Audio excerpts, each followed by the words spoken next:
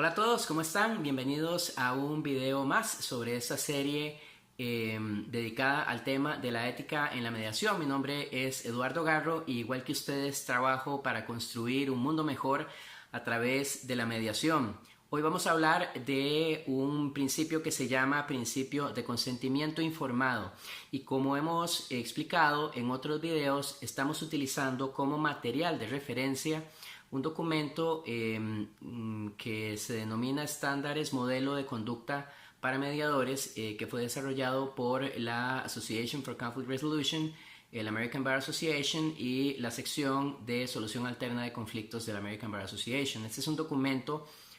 base que no solo ha resultado muy importante en los países del norte, sino que también acá en Costa Rica resultó de relevancia porque fue el documento que utilizamos originalmente para diseñar los primeros reglamentos o códigos de ética de los centros que son autorizados por el órgano del Estado acá en Costa Rica que tiene esa responsabilidad y que se llama Dirección Nacional de Resolución Alterna de Conflictos. A partir de este documento se han desarrollado modificaciones, cambios, se han agregado probablemente de otras fuentes perspectivas importantes al tema de la ética, pero fue el documento con el que originalmente empezamos a trabajar y por eso es que lo estamos usando acá como documento de referencia. Entonces, bueno, el tema del consentimiento informado. Básicamente, este principio se refiere a el deber del mediador de proveer condiciones, facilitar la posibilidad de que los protagonistas del conflicto puedan recolectar toda la información necesaria para que sus decisiones estén adecuadamente informadas, cuenten con todos los elementos necesarios para que sean decisiones con las cuales estas personas, los protagonistas del conflicto, van a estar satisfechos.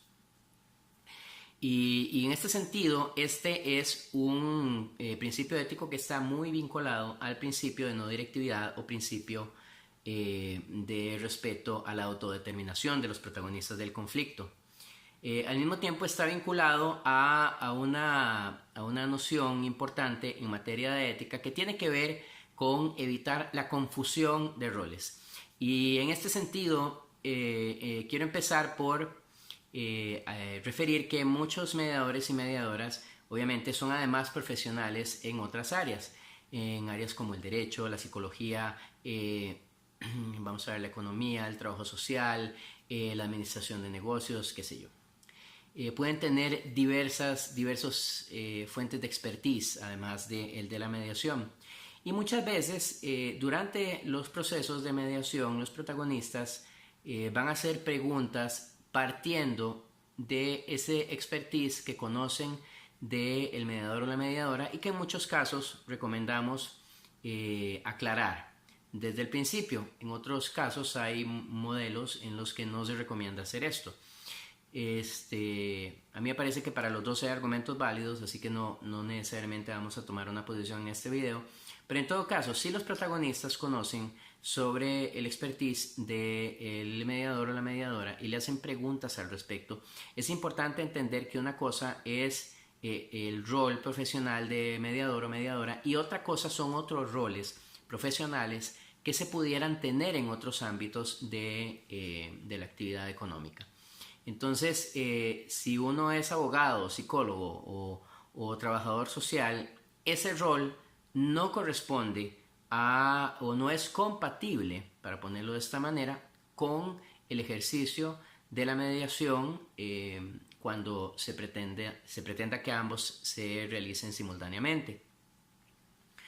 Es bueno tener conocimientos en diversas áreas, pero no para fungir como una especie de perito o de experto ante las partes. Y eso es muy importante porque si el neutral, el mediador o la mediadora, llegara a pensar que no hay nada de malo con responder una pregunta sobre su expertise, estaría perdiendo de vista lo que puede llegar a suceder si esa respuesta se interpreta como que favorece o desfavorece la posición o el punto de vista de alguno de los protagonistas, porque siempre que se pide un punto de vista experto, también se está pidiendo que se juzgue o que se evalúe sobre un contenido. Y si el mediador o la mediadora entran a hacer esto, perfectamente podrían quedar en una posición donde una o ambas partes sienta que el mediador está afectando sus expectativas. Y aquí es donde la violación a este principio puede derivar en una afectación de la imparcialidad o el principio de imparcialidad que deben mantener los mediadores a través de todo el proceso. Entonces, lo primero es entender que este principio de consentimiento informado tiene que ver con evitar la confusión de roles durante la mediación.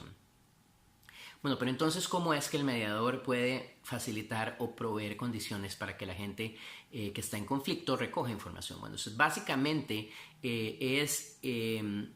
cuando resulte necesario sugerir a los protagonistas del conflicto que busquen esa información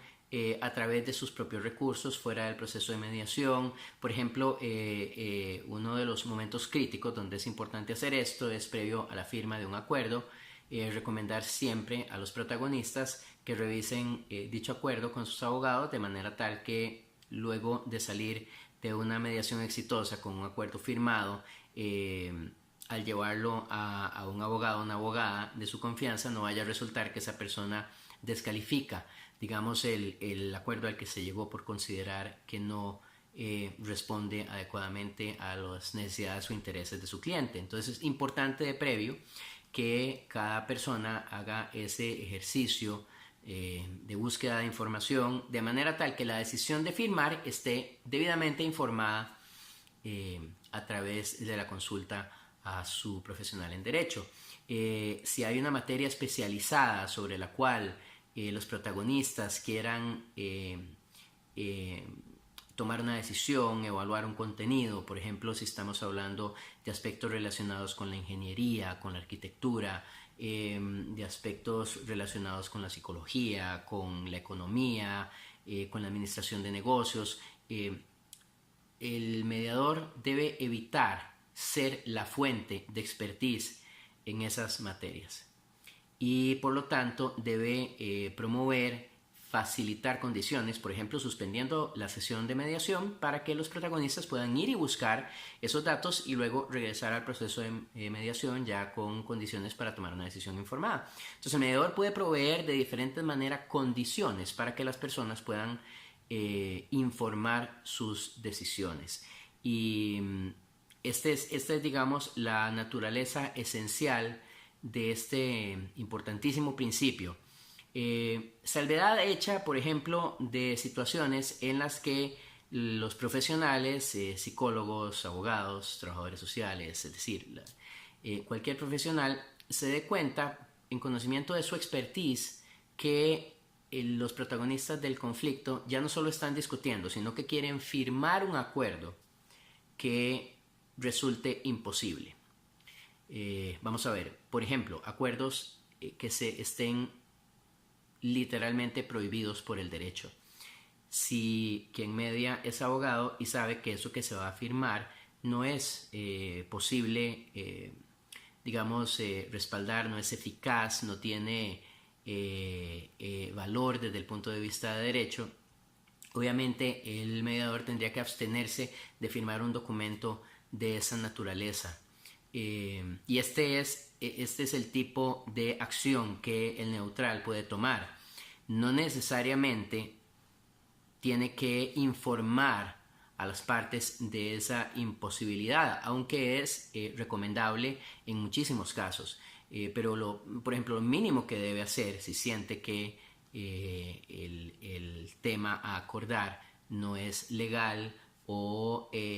puede provocar, por ejemplo, vinculado al principio de protección del daño del abuso, podría derivar eventualmente en un daño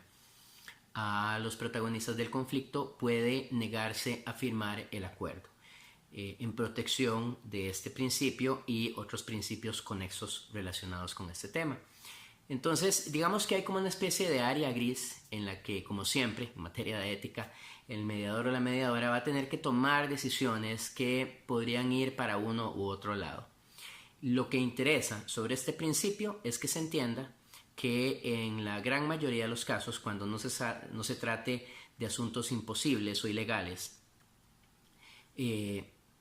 el neutral lo que tiene que hacer es proveer de espacios o condiciones para que, y estimular inclusive que los protagonistas busquen por su lado, fuera de lo que es propiamente el proceso de mediación, la información que les va a permitir tomar una decisión,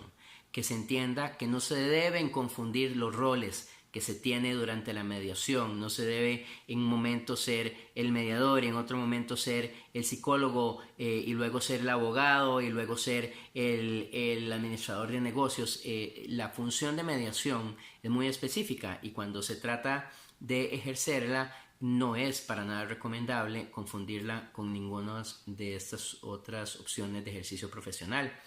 Si entendemos estos aspectos, entendemos correctamente este importantísimo principio sobre el cual debemos velar y que en algunos casos, en algunas leyes latinoamericanas, incluyendo Costa Rica, están estipulados como un deber. Es decir, es una responsabilidad del mediador facilitar condiciones para que los protagonistas reciban ciertos tipos o busquen, encuentren ciertos tipos de información. Entonces, bueno, esto es una breve introducción a este principio que tiene sus complejidades y muy pronto vamos a estar hablando de alguno de los otros principios éticos de la mediación en un próximo video. Por lo pronto, me despido y de parte de Eduardo Garro, muchas gracias por atender este nuevo video y los insto, como siempre, a que continuemos juntos construyendo un mejor futuro a través de la mediación y a través del diálogo. Nos vemos. Chao.